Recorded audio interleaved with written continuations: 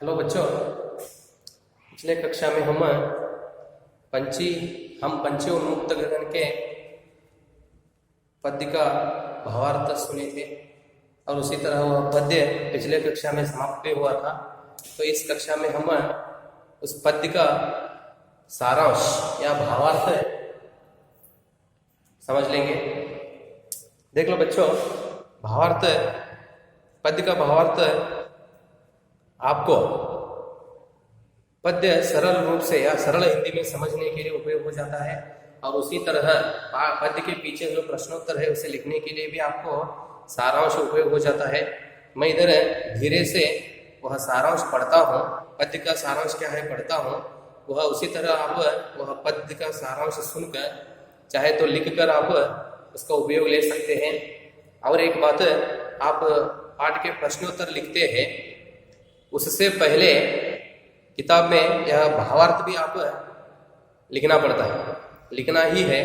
इसलिए मैं इधर धीरे से पढ़ता हूँ, आप बच्चों समझ लो, फिर किताब में आप भी लिखो। देख लो पहला पद्य, हम पंछी उन्मुक्त गगन के पिंजरबद्ध न गाना पाएंगे। पहला पंक्ति से लेकर कनक कटोरी की मैदा से, मतलब 8 पंक्ति 8 लाइन 8 पंक्ति का भावार्थ।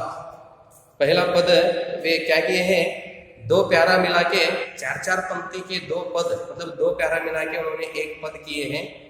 4 ಸಾಲುಗಳ ಪದ್ಯವನ್ನು 8 ಸಾಲುಗಳನ್ನು ಸೇರಿ 1 ಪ್ಯಾರಾ ಮಾಡಿ ಅವರು ಏನು ಮಾಡಿದ್ದಾರೆ, ಭಾವಾರ್ಥವನ್ನು ವ್ಯಕ್ತಪಡಿಸಿದ್ದಾರೆ। तो उसी तरह आप क्या करो, मैं इधर पढ़ता हूँ, आप ठीक तरह से सुनकर लिखना पड़ता है। देखो बच्चों, पहला पद में कवि कहते हैं कि कवि सुमन जी पंछी के माध्यम से मनुष्य जीवन में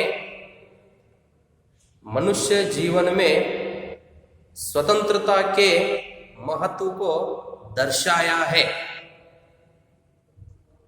कवि सुमन जी पंछी के माध्यम से मनुष्य जीवन में स्वतंत्रता के महत्व को दर्शाया है। कविता में पंछी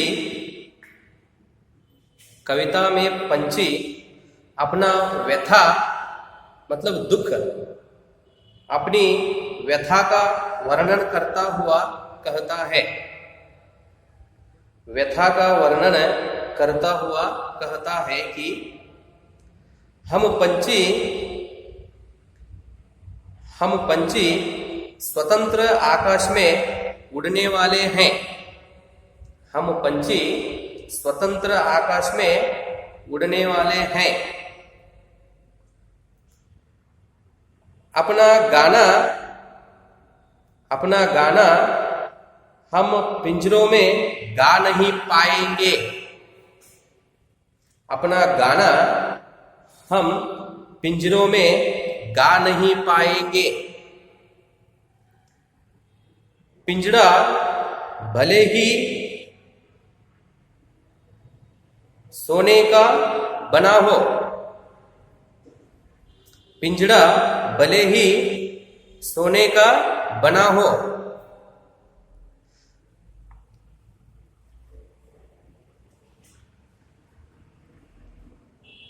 हमारे आकाश में उड़ने वाले पंख इससे टकराकर टूट जाएंगे। हमारे आकाश में उड़ने वाले पंख इससे टकराकर टूट जाएंगे। हम बहता हुआ पानी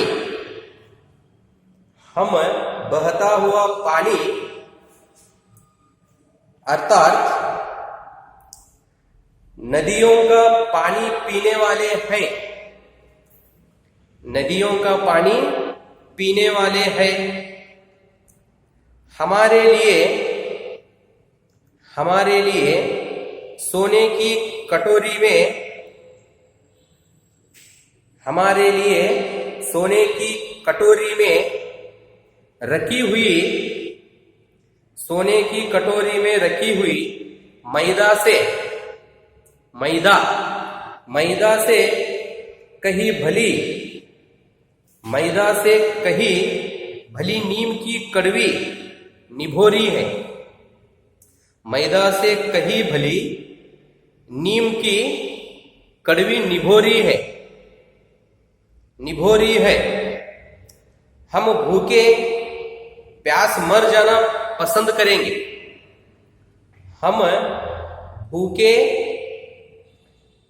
प्यास मर जाना पसंद करेंगे, न कि पिंजड़े का गुलामी जीवन जीना, न कि पिंजड़े का गुलामी जीवन जीना। अर्थात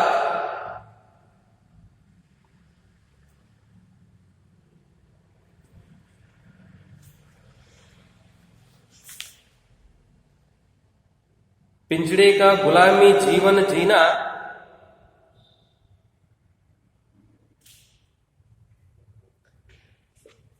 बच्चों, यहां तक ये पहला पद का भावार्थ है।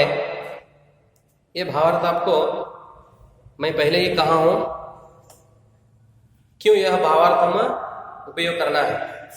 पहला पद का भावार्थ है, और उसी तरह दूसरा पद का भावार्थ, दूसरा पद उसी तरह 8 पंक्ति मिलाकर दूसरा पद, मतलब स्वर्ण श्रृंखला के बंधन से वहां से लेकर चुगते तारक अनार के दाने वहां तक 8 पंक्ति मिलाकर दूसरा पद।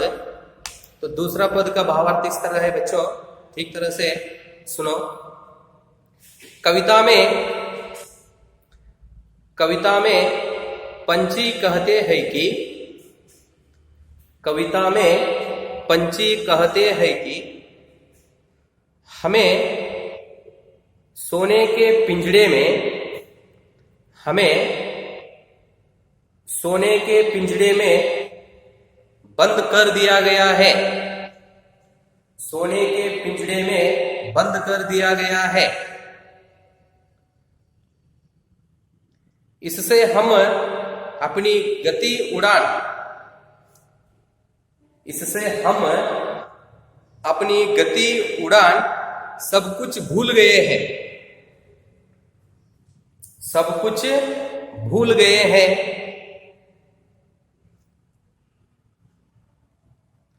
सपने में हम देखते हैं कि, सपने में मतलब ड्रीम, सपने में हम देखते हैं कि पेड़ों की ऊंची डालियों में, पेड़ों की ऊंची मतलब लंबा, ऊंची डालियों में, डालियां मतलब ब्रांचेस, डालियों में हम झूल रहे हैं,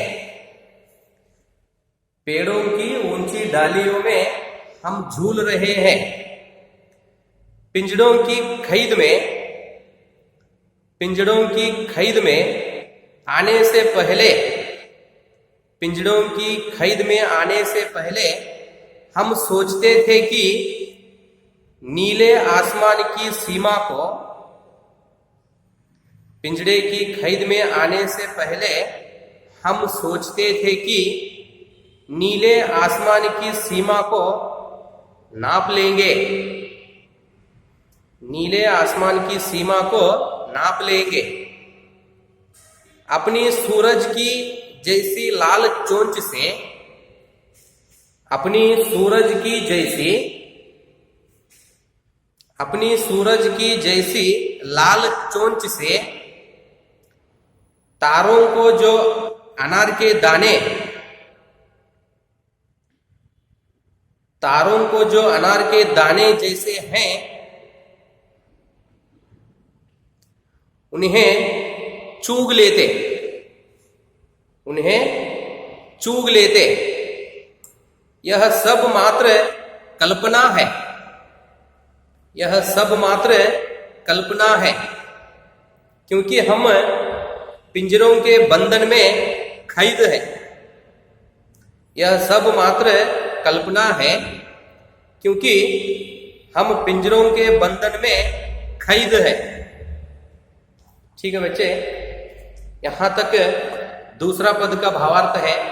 यह भावार्थ आप ठीक तरह से सुनकर लिख भी सकते हैं। तो यहां तक दूसरा पद में जिस तरह पंछी अपने व्यथा को व्यक्त करते हैं उसके बारे में आप समझ लिए हैं।